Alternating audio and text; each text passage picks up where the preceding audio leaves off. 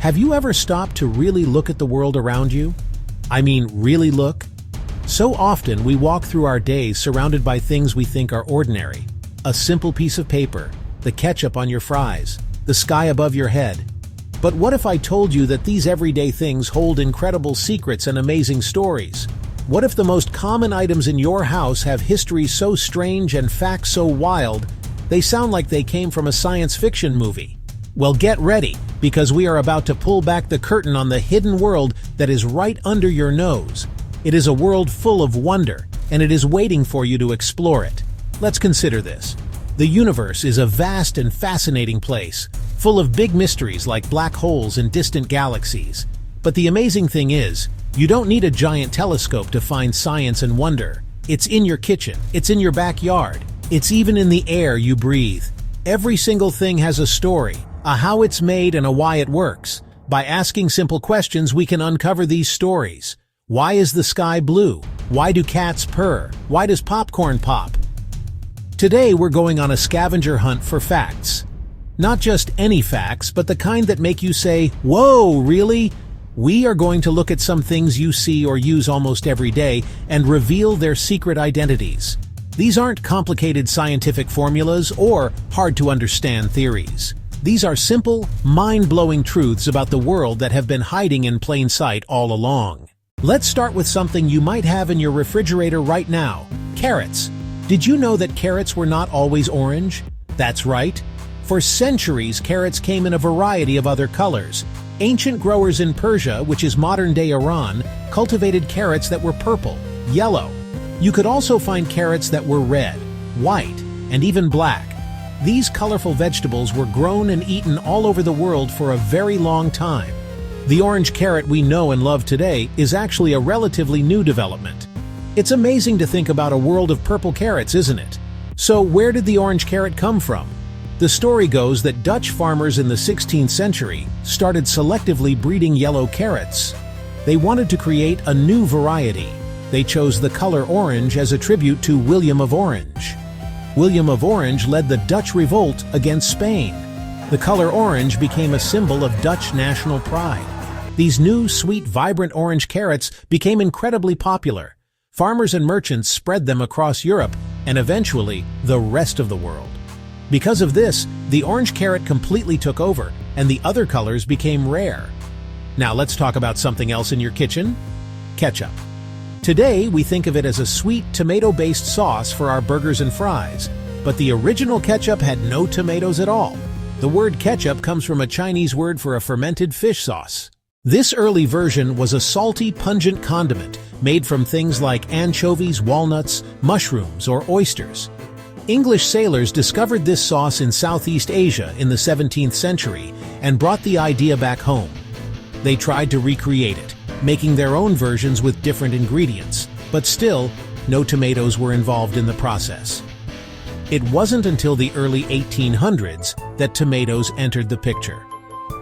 An American scientist and horticulturist named James Mees developed the first known recipe for a tomato-based ketchup in 1812.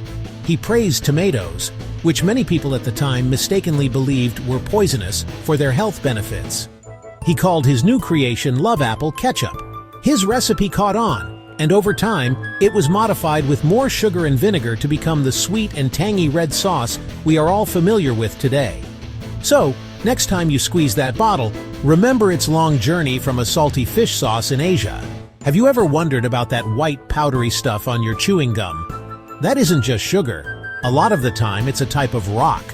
Specifically, it's often powdered marble. That's right, the same stone used to make statues and grand buildings.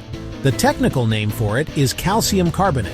It's used as a coating on gum to stop sticks getting sticky and clinging to the wrapper. It also acts as a gentle abrasive to help clean your teeth as you chew. Isn't it wild to think you're chewing on a tiny bit of a mountain?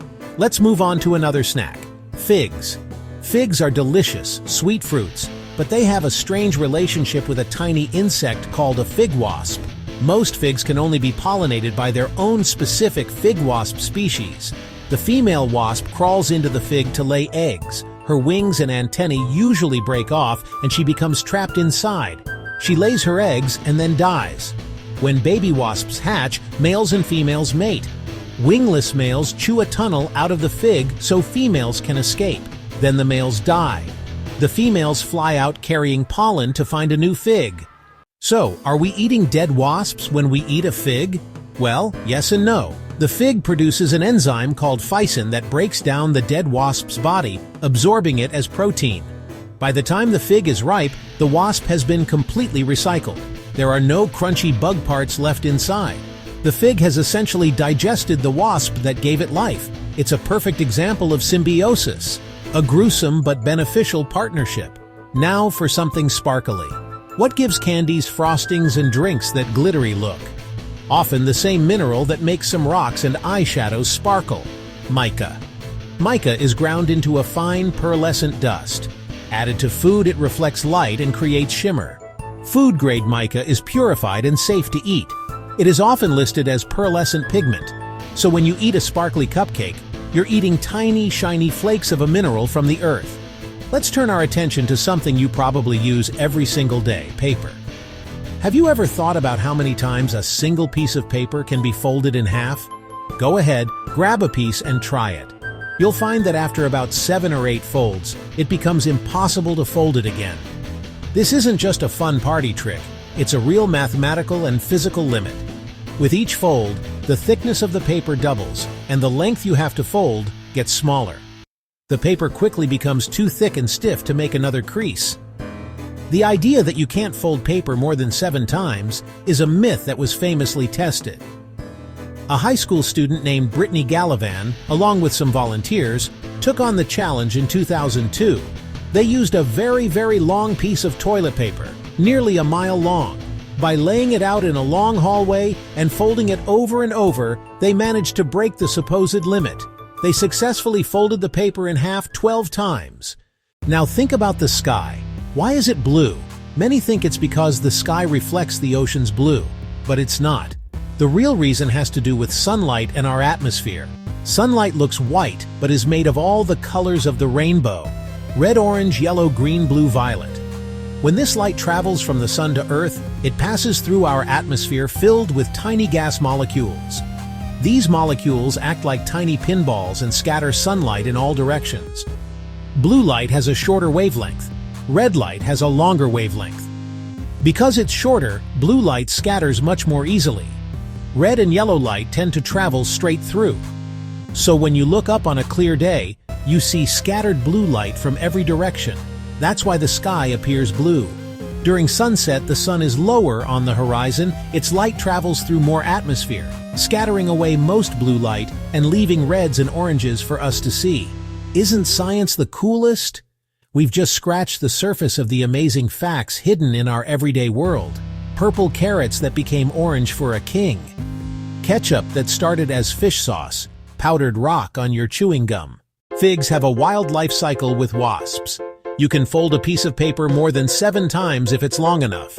We even uncovered the real reason the sky looks blue.